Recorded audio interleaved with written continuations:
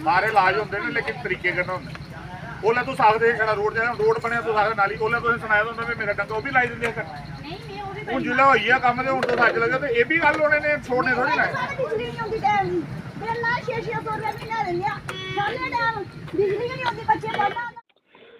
नमस्कार, जम्मू संवाद देख रहे हैं आप और मैं हूं ललित खजूरिया।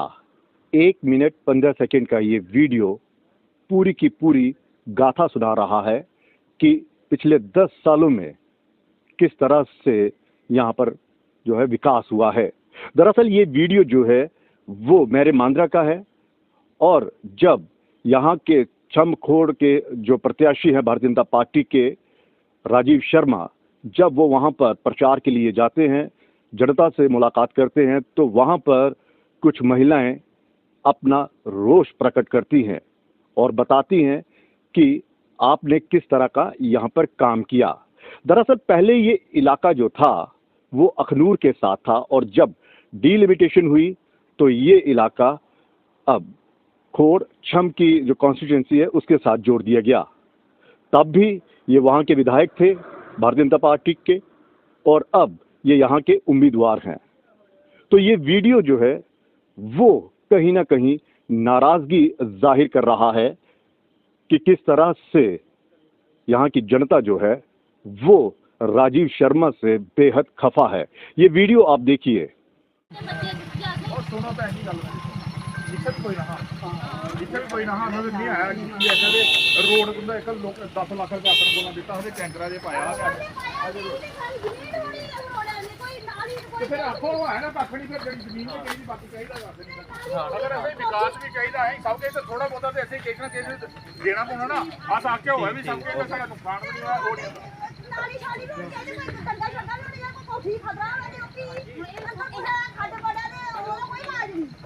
सारे इलाज होंगे ने लेकिन तरीके करना होंगे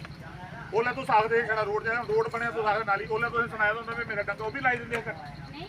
हुण जिल्लै होई आ कम्म ते हुण तो सच लगे ते ये भी गल होने ने छोड़ने थोड़ी ना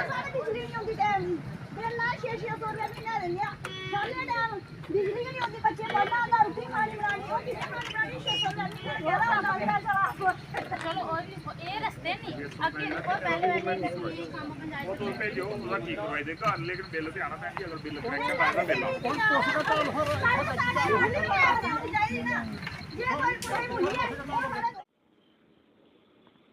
तो आपने ये वीडियो देखा कि किस तरह से महिलाएं जो कह रही हैं कि आपने यहाँ पर रोड नहीं बनाया और जब रोड बनाया भी तो आपने वहाँ पर पानी की निकासी के लिए नाली नहीं बनाई, जिस कारण उनकी जो ज़मीन है वो बह जाती है। और राजीव शर्मा जी जो हैं वो उन्हें पूरी तरह से मनाने की कोशिश करते हैं, लेकिन महिलाएं जो हैं वो अपना गुस्सा लगातार जाहिर कर रही हैं। क्योंकि आपको याद होगा कि जब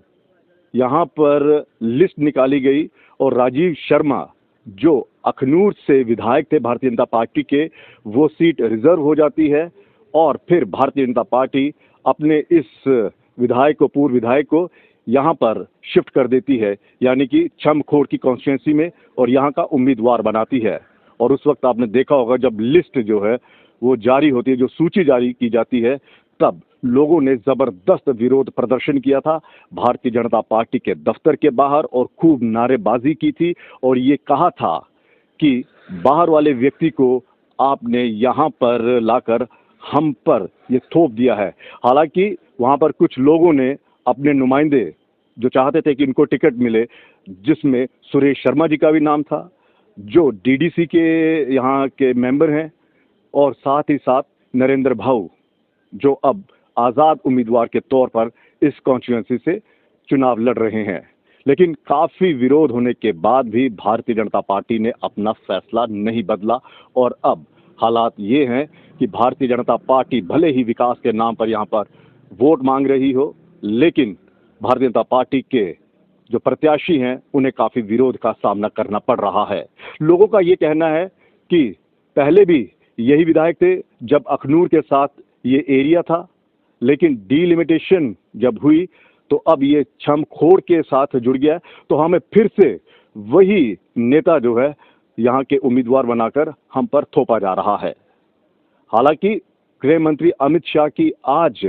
अखनूर में जबरदस्त रैली हुई और उन्होंने विकास के नाम पर वोट भी मांगा और बकायदा मंच से